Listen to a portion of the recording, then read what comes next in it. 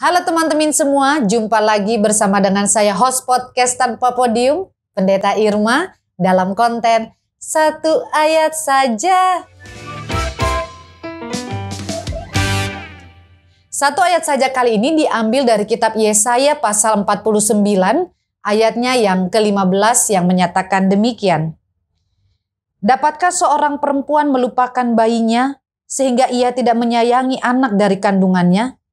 Sekalipun dia melupakannya, aku tidak akan melupakan engkau. Teman-teman, kalau kita membaca bagian firman Tuhan ini, maka kita akan dibawa dalam suasana ketika Tuhan memberikan janji kepada umatnya untuk menyatakan pemulihan. Janji pemulihan yang Tuhan Allah berikan ini berangkat dari situasi umat Tuhan ketika mereka harus berhadapan dengan peristiwa pembuangan di mana mereka harus menerima hukuman dari dosa yang telah mereka perbuat, yang telah menyakiti hati Allah dan sungguh-sungguh tidak berkenan di hati Allah. Dan mereka berada dalam situasi bahkan kondisi mereka ditinggalkan oleh Tuhan. Tuhan memberikan kesempatan bagi mereka untuk merenungkan demikianlah hidup ketika Tuhan tidak ada di tengah-tengah mereka. Umat Tuhan dibawa dalam situasi beginilah jadinya. Kalau kalian tidak selalu hidup mengikuti apa yang menjadi ketetapan-ketetapan Tuhan. Ketika tidak hidup mendengarkan apa yang menjadi firman Tuhan yang menuntun langkah kehidupan mereka sebagai bangsa yang dikuduskan dan dikhususkan oleh Tuhan. Namun tentu saja lewat itu semua, Tuhan tetap berkenan menyatakan kasih setianya dalam kehidupan umat. Dan melalui hambanya Nabi Yesaya, Tuhan menyatakan janji pemulihan dengan mengatakan, kalau sebagai seorang ibu saja, dia tidak mampu melupakan anaknya. Gambaran ini mau menunjukkan ibu sebagai manusia yang terbatas. Dia sebagai manusia saja tidak bisa melupakan bayinya yang sudah ia kandung selama 9 bulan. Dan itu menjadi sesuatu hal yang nyata dalam relasi kehidupan kita saat ini ketika kita melihat setiap ibu yang berjuang demi anak-anaknya. Maka dinyatakan juga oleh Tuhan Allah melalui Nabi Yesaya dengan mengatakan bahwa sebagai seorang ibu, ia tidak mungkin melupakan bayinya. Dan kalaupun ada satu masa di mana seorang ibu juga harus melupakan anaknya, maka di situ Tuhan menyatakan bahwa aku tidak akan melupakan engkau. Tuhan tidak akan melupakan engkau. Ini sesuatu hal yang menarik untuk kita renungkan bersama di tengah-tengah realita kehidupan kita, di tengah-tengah situasi dan kondisi yang kita hadapi saat ini. Dengan minimnya perjumpaan mungkin tanpa kita sadari bahwa banyak hal yang telah kita lalui dan kita lupakan dalam kehidupan kita. Dan tentu saja salah satu hal yang tidak menyenangkan dalam hidup ini adalah ketika kita dilupakan. Bisa saja teman-teman kita dilupakan ketika orang sudah mengambil manfaat dari keberadaan kita. Atau bisa saja orang melupakan kita karena situasi kita yang terpuruk.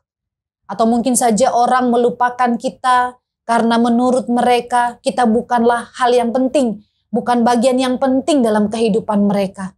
Atau juga bisa orang melupakan kita ketika kita berada dalam keadaan penuh pergumulan karena sakit penyakit yang kita alami. Tapi saat ini firman Tuhan mau bilang kepada kita bahwa kita punya Tuhan yang sekali-kali tidak akan pernah melupakan kita semua. Seberapapun kehidupan yang kita jalani ini, dipenuhi dengan berbagai pergumulan, dipenuhi dengan berbagai perjuangan hidup, Tuhan tidak akan pernah melupakan kita. Dan yang menariknya, kalaupun ada satu hal yang Tuhan akan lupakan dari kehidupan kita, adalah ketika Tuhan melupakan segala dosa-dosa kita. Sungguh manis sekali ketika kita melihat Tuhan dan juga mengalami hidup dalam pemeliharaan Tuhan yang demikian. Dia tidak pernah melupakan teman-teman dan saya, tapi dia selalu ada menjadi Tuhan yang mau berperkara, yang mau turut campur tangan dalam seluruh keberadaan kehidupan kita. Sehingga ketika kita meyakini bahwa Tuhan tidak pernah melupakan kita, dan Ia justru menjadi Tuhan yang tidak mengingat segala dosa-dosa bahkan kecemaran hidup kita. Ini mau menunjukkan sekalipun karena dilupakan oleh sesama kita terpuruk, tapi bersama dengan Tuhan kita tidak akan pernah berada dalam situasi terburuk dalam kehidupan kita. Oleh karena itu, teman-teman, mari dengan penuh sukacita kita terus menjalani kehidupan kita hari demi hari di dalam cinta kasih dan kesetiaan Tuhan. Kalau Tuhan sudah menyatakan dirinya bahwa aku tidak akan melupakan engkau, maka yakinlah bahwa tidak ada satu hari pun yang kita jalani tanpa Tuhan ada beserta dengan kita. Ia selalu ada di tengah-tengah kita untuk menjamin kehidupan kita, untuk menolong di saat kita terpuruk, untuk memberikan segala yang kita butuhkan menurut kasih dan rahmat-Nya yang terbaik dalam kehidupan kita.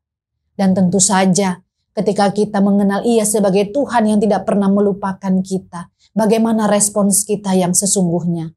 Kalau Tuhan dengan penuh kasih selalu mengingat kita, bahkan kalau Ia harus melupakan, yang Ia lupakan adalah dosa-dosa kita, maka biarlah dengan semuanya itu kita juga terdorong untuk selalu menjadi umat yang mencari-cari Tuhan, yang selalu ingat kepada Tuhan, tidak pernah melupakan apapun yang Tuhan telah buat dalam kehidupan kita dari waktu ke waktu.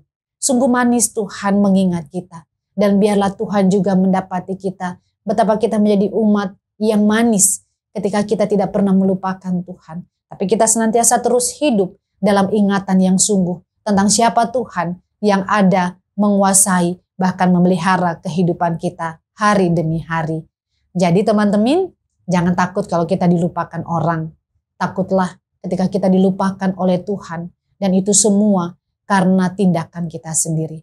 Teruslah berpengharapan di dalam Tuhan, bahwa Ia yang tidak mengingat-ingat akan dosa-dosa kita, Ia juga adalah Tuhan yang tidak akan pernah melupakan kita, baik dari dulu, sekarang, sampai selama-lamanya. Tuhan Yesus memberkati kita semua.